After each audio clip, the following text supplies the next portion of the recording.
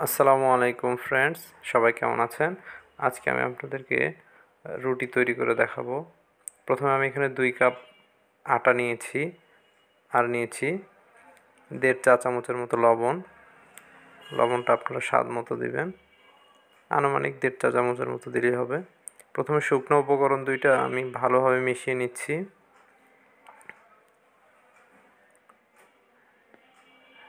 কারণ শুকনো উপকরণগুলো আগে ভালোভাবে মিশিয়ে না নিলে পানি দেওয়ার পরে দেখা যাবে উপকরণটা সুষমভাবে বন্টন হবে না।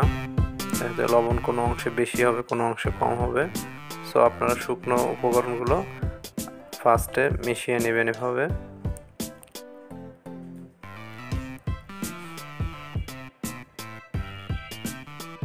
এরপর এর মধ্যে গরম পানি দিয়ে দিব আমরা।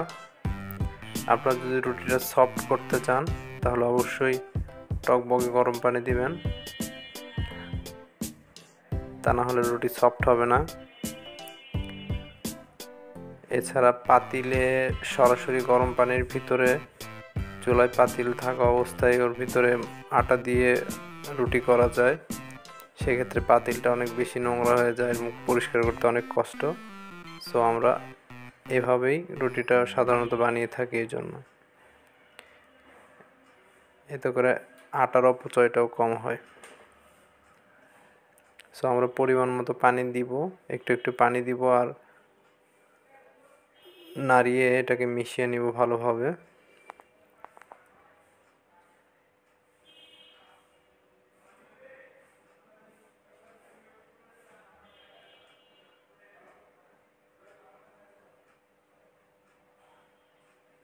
এভাবে হাত দিয়ে ভালোভাবে মথে নেবেন আটার ডোটাকে এবং ভালোভাবে সব জায়গায় যেন মিশে যায়, কোনো জায়গায় যেন আটা শুকনো না থাকে সেদিকে খেয়াল রাখবেন এবং সাবধানে এটা করতে হবে, কারণ যেহেতু গরম পানি।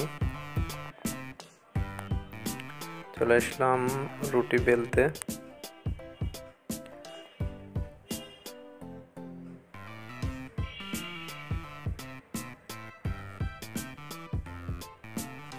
আমি এখানে ডো থেকে অর্ধেকটা ডো নিয়েছি। টোটাল 2 কাপের আমার মোটামুটি 10টার মতো রুটি হয়েছে।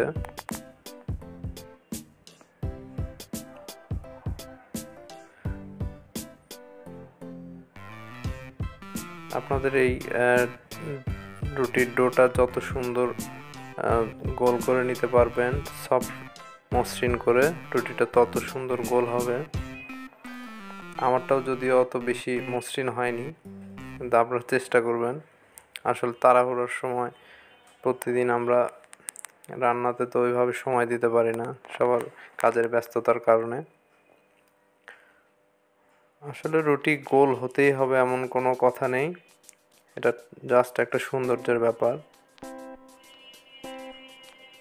আসলে রান্নাটা একটা আর্ট, সবার হাতের স্বাদ একরকম হয় না।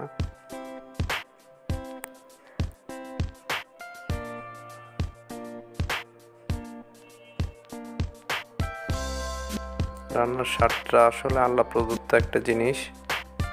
দেখবেন আপনি নিজে রান্না করবেন প্রতিদিন সেম প্রসেসে, তারপরও এক এক দিন স্বাদ এক এক রকম হবে। কোনোদিন আপনি না চাইলেও অনেক সুস্বাদু হবে খাবারটা। সো আমরা রুটি ভাজতে চলে আসছি। রুটির এক পাশটা সামান্য সিদ্ধ হলে রুটিটা উল্টিয়ে দিব। দেখুন আমি কতখানি সিদ্ধ করেছি, খুবই সামান্য সিদ্ধ করে নিচে একটা পাশ, তারপরেই উল্টিয়ে দিয়েছি। এবার অপর পাশটা একটু ভালোভাবে সিদ্ধ হলে তারপরে আবার উল্টিয়ে দিব। দেখুন আমার রুটিটা ফুলতে শুরু করেছে।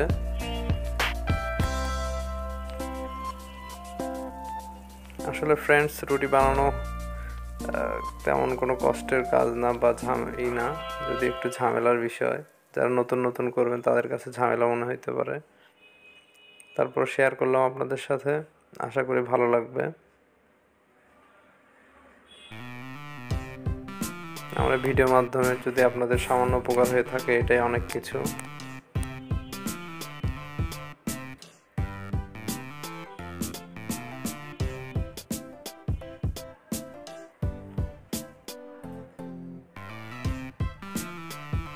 দেখুন ভিউয়ার্স, আমার রুটিটা দেখতে বাংলার পাঁচের মতো হয়েছে।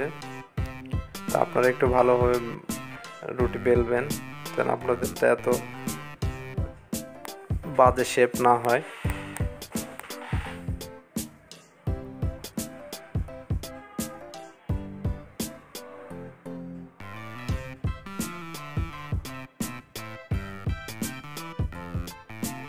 দেখুন কি ফুলকো হয়েছে রুটিগুলা। তারপর অবশ্যই চেষ্টা করবেন গরম পানি ইউজ করতে। যত বেশি গরম পানি ইউজ করবেন তত রুটিটা সফট হবে, সুন্দর হবে, ভালোভাবে ফুলবে। তো ফ্রেন্ডস, আজকে এ পর্যন্তই। ভালো থাকবেন সবাই।